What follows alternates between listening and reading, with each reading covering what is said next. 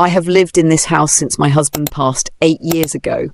I helped pay the mortgage. I watched my son grow up here. I stayed not because I had nowhere else to go, but because this was home. My daughter-in-law invited me to sit with her at the kitchen table. The sunlight was soft coming through the window above the sink.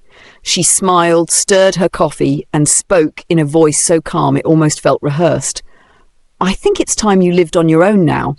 She said it as if she were suggesting a new recipe, as if she weren't talking about uprooting a woman who had given her entire adult life to this family. I didn't answer right away. I wrapped my hands around my mug, feeling the warmth, steadying myself. I asked her what she meant. She explained that she and my son needed their space, that it would be healthier for everyone, that at my age I should consider something smaller, easier. She mentioned senior apartments 15 miles away, as if distance were just a number and not a lifetime of memories. My son sat in the living room, pretending to read the news on his phone. He didn't look up once. I nodded slowly. I told her I understood. I thanked her for being honest. That seemed to relax her. She smiled again, relieved, as if the hardest part was over. What she didn't know was that I had already been paying attention for months. The quiet changes, the mail she insisted on organising, the paperwork she offered to help me file, the way my name had slowly disappeared from conversations about the house. After breakfast, I went back to my room and opened the small metal box I kept in my dresser. Inside were copies of documents my husband had insisted I keep. Deeds, bank statements, a trust agreement created years before he passed, ensuring I had lifetime residency in this home.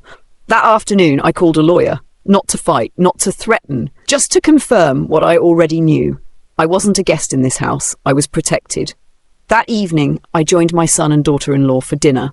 I thanked them for their concern about my future. Then I calmly told them I would not be moving. I explained gently that the house arrangement was legally clear, that I planned to stay, peacefully. My son finally looked up. Confusion crossed his face, followed by something heavier.